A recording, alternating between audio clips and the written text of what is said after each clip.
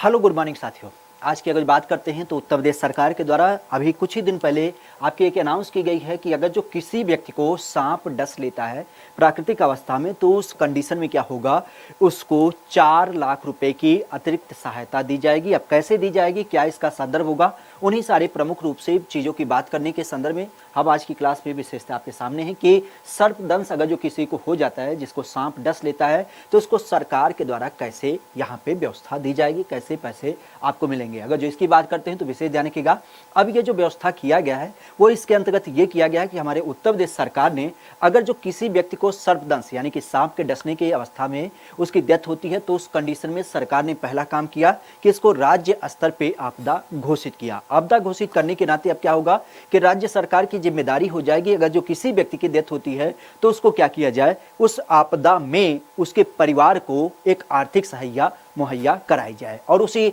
आर्थिक सहायता के अंतर्गत ही सरकार ने यह घोषित किया है कि अगर जो किसी व्यक्ति की सर्पदंश की दशा में डेथ होती है तो उस कंडीशन में हम उसको 4 लाख रुपए, कम नहीं होते हैं, 4 लाख रुपए की क्या की जाएगी, मुआवजा राशि उसके परिवार को दी जाएगी, जिससे उसके परिवार की आर्थिक हालत माली ना हो पाए, मतलब उसका परिवार एक सुदृढ़ कंडीशन में पहुंच पाए। एक चीज अच्छा ध्यान रखिएगा, ऐसी मान्यता होती है कि हमारे यहाँ पे अगर जो किसी को सांप ने डस लिया तो सीधे तौर पे उसकी मृत्यु हो जाएगी, लेकिन पूरा ध्यान रखिएगा सारे सांपों को काटने पे ऐसा नहीं होता है। हमारे यहाँ पे सांपों की अलग अलग तरीके से दशा होती है, सारे सांप विषैले नहीं होते, मतलब उसमें सब में जहर नहीं होता है। सांपों की अगर बात करते हैं तो हमारे पूरे भारत में लगभग सांपों की 250 से ज्यादा प्रजातियां पाई जाती हैं, 200 से 240 से ज्यादा प्रजातियां पाई जाती हैं, जिसमें अगर जो बात करते हैं तो इनमें से केवल 30% सांप ही क्या होते हैं, आपको विषैले प्रवृत्ति से देख मिलते हैं। हालांकि हम अपने भारत देश के अगर जो आंकड़ों के आधार पर बात करें तो भारत में हर साल लगभग 8500 से ज्यादा लोगों की औसतन क्या होती है,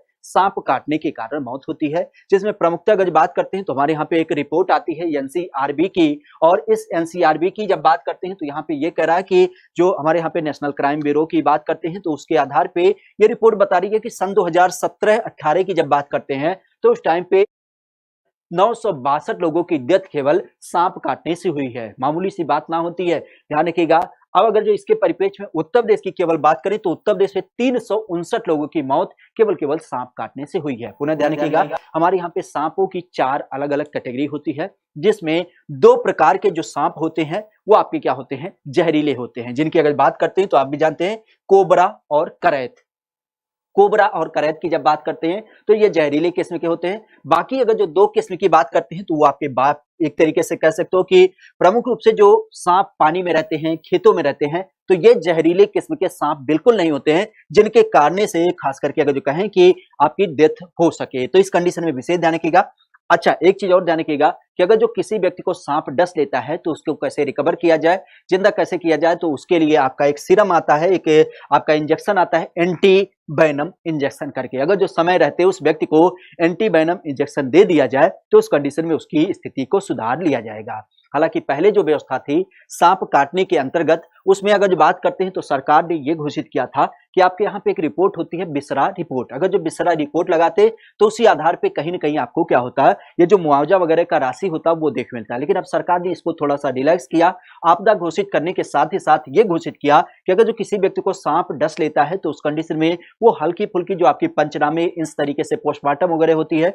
उसका रिपोर्ट लगा लेगा, तो उसके आधार पे ही क्या होगा, मतलब बिसरा रिपोर्ट नहीं लगाते हुए बल्कि उसको सामान्य तरीके से क्या होगा, वो अगर जो किसी व्यक्ति की डेथ होती है तो उसको 4 लाख रुपए की आर्थिक सहायता दी जाएगी। ठीक है, तो आज की जानकारी यही तक रखते हैं। अगर जो आप उत्तर प्रदेश के परिप्रेक्ष्य में विभिन्न जानकारियों का खजाना लेना चाहते हैं तो शाम को